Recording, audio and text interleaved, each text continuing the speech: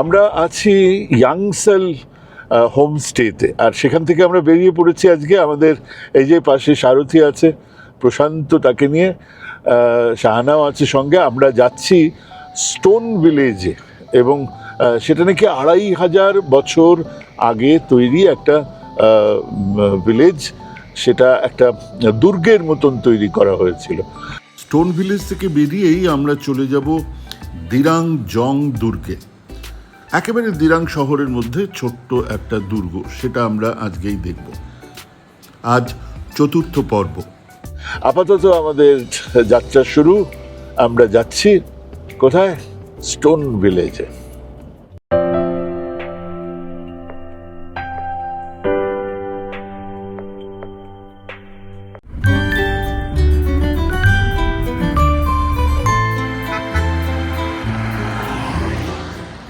প্রথমেই পেয়ে গেলাম রাস্তার ধারে একটা বৌদ্ধ মন্দির, যেখানে আছে বজ্রপাণির মূর্তি। বজ্রপাণি হলো গিয়ে বুদ্ধের চারপাশের সেই মূর্তি যারা সমস্ত কিছুকে রক্ষা করে। বজ্র মানে বজ্র, আর পানি মানে হাত, মানে হাতে বজ্র রয়েছে যার। আর ধারেই রয়েছে আপনার সেই ওয়েস্ট কামিং নদী, ঝরঝর করে বইছে আর তার আওয়াজ।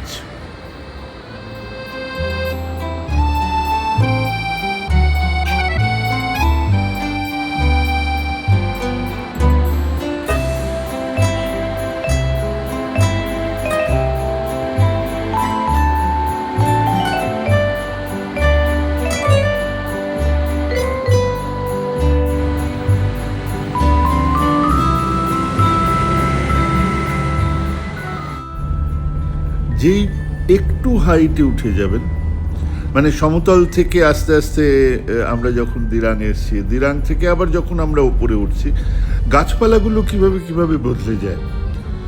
যেই আমরা একটু হাইটে উঠলাম, আমরা যাচ্ছি এখন সেই 2500 পুরনো একটা পাথরের একটা স্টোন দুর্গ, যেটা সেখানে দেখুন গাছপালাগুলো কিন্তু পাল্টে গেছে। আর এই করতে করতেই আমরা চলে এলাম একটা রাস্তার ধারে আর একটা ছোট, ওই যেটাকে স্তূপ বলে, সেই জায়গাতে।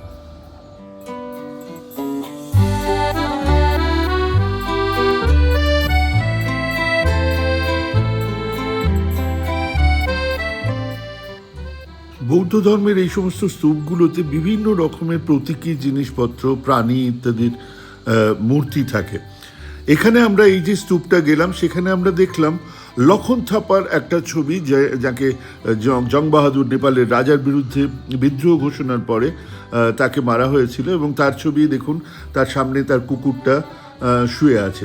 আবার অন্যদিকে দেখুন হাতি, হাতির পিঠে বাঁদর, সেখানে পায়রা এবং খরগোশ। এই একটা জাগতিক যে সম্প্রীতি, ভাব, ভালোবাসার একটা প্রতীক সেখানে আমরা দেখলাম।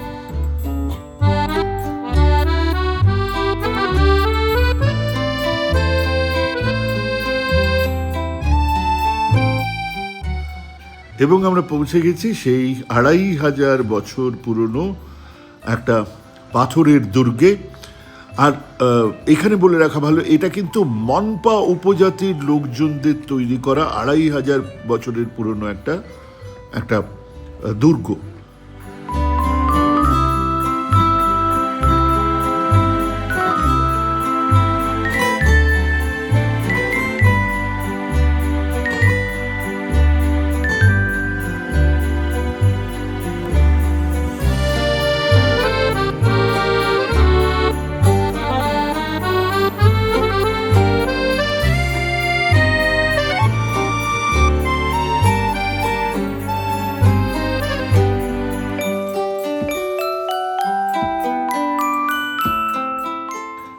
কি কঠিন এই আদিবাসীদের, মনপা আদিবাসীদের জীবন। দেখুন, ভুট্টা শুকনো করে গুঁড়ো করা হচ্ছে, এবং সেটাই পিটিয়ে পিটিয়ে।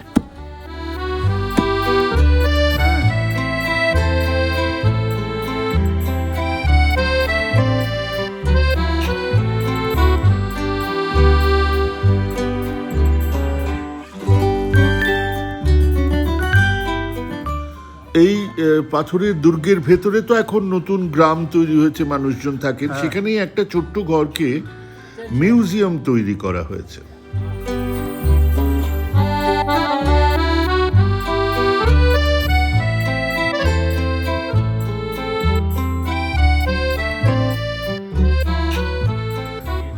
যে ছেলেটির কাছে মিউজিয়ামের চাবি থাকে সে আমাদের দেখালো মাছ ধরার জন্য, যে এখনো আমরা এই ধরনের গ্রামে অনেকের মাছ ধরার ব্যবহার করে, সেই তখনকার জিনিস তারা রেখে দিয়েছে।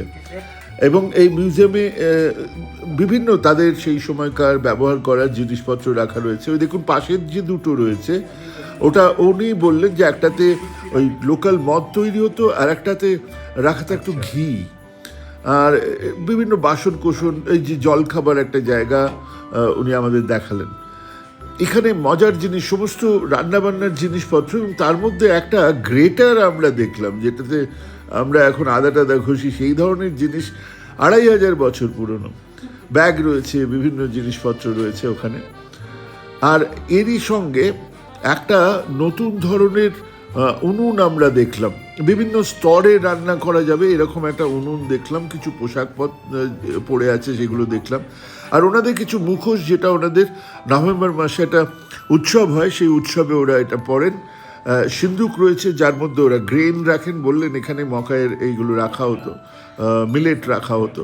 আর বিভিন্ন রকমের টুল আছে, পিঁড়ে আছে, চা খেতে দেওয়ার জন্যে এরকমভাবে বসে চা দেওয়া হতো।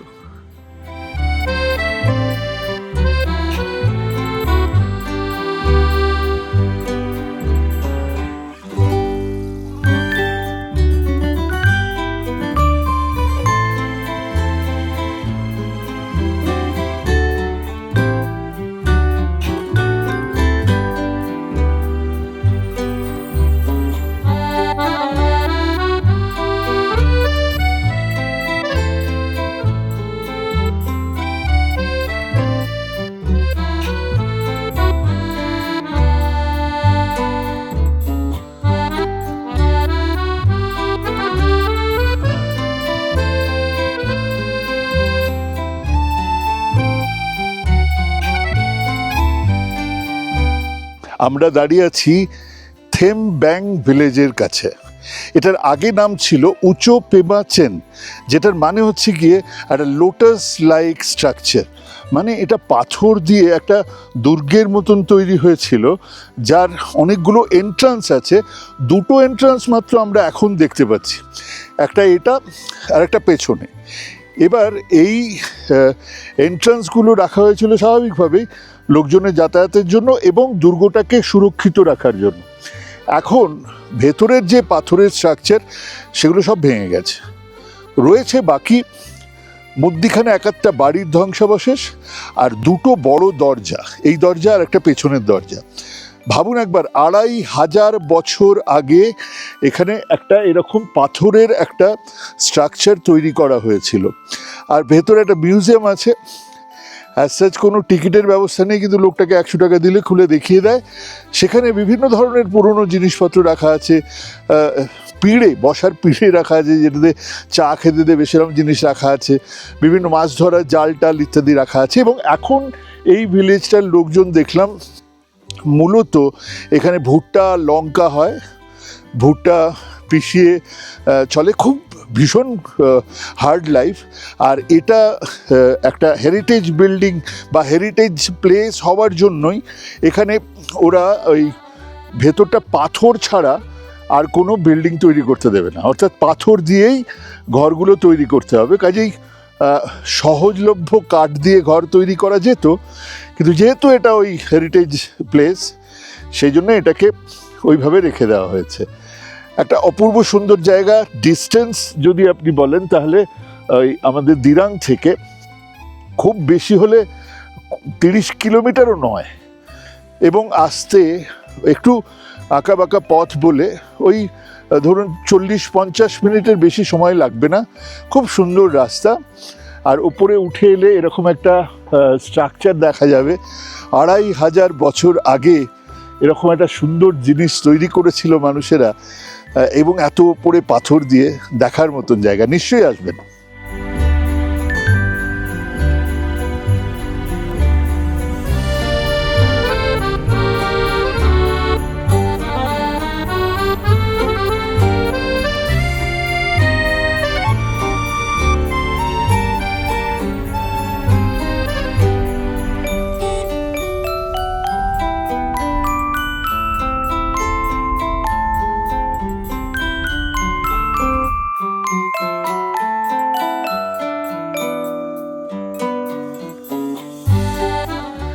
পাহাড়ের বুক চিরে রাস্তা।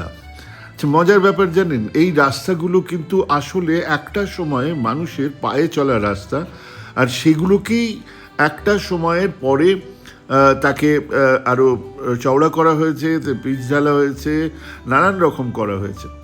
আর এখানে এই অরুণাচল প্রদেশে প্রত্যেকটা জায়গায় রাস্তার পাশে এরকম ছোট ছোট চড়তেন, বিভিন্ন ফ্যামিলির তৈরি করা, বিভিন্ন জনের অনুষ্ঠানে আসার সময় তৈরি করা, বিভিন্ন জনের যে জন্ম ইত্যাদির সময় তৈরি করা, কারোর মৃত্যুকে ঘিরে তৈরি করা, এরকম ধরনের চড়তেন আপনারা দেখতে পাবেন।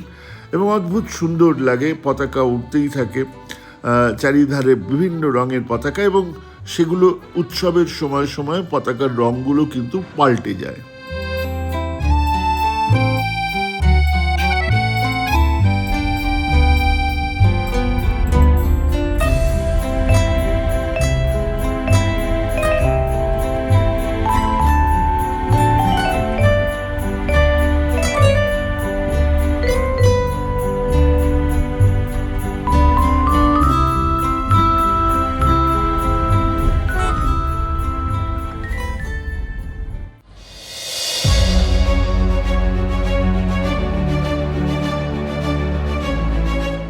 একেবারে দিরাং শহরের মধ্যে, দিরাংয়ের বাজারের মাঝখান দিয়ে একটা ছোট্ট সিঁড়ি দিয়ে উঠে গেলেই পেয়ে যাবেন দিরাং দুর্গ।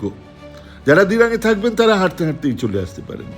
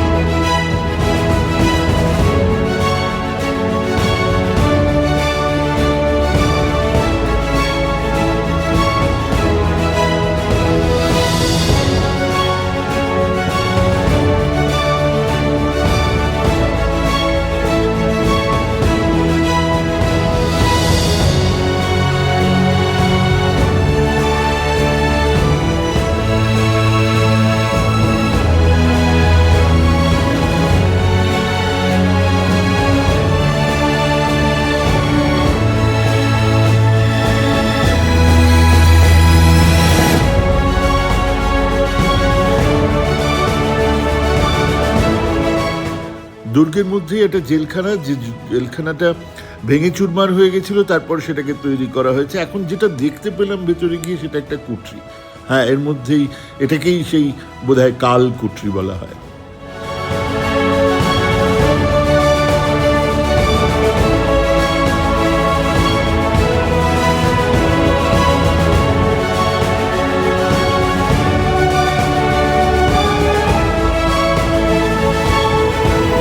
আমরা এখন আছি দিরাং জংয়ে।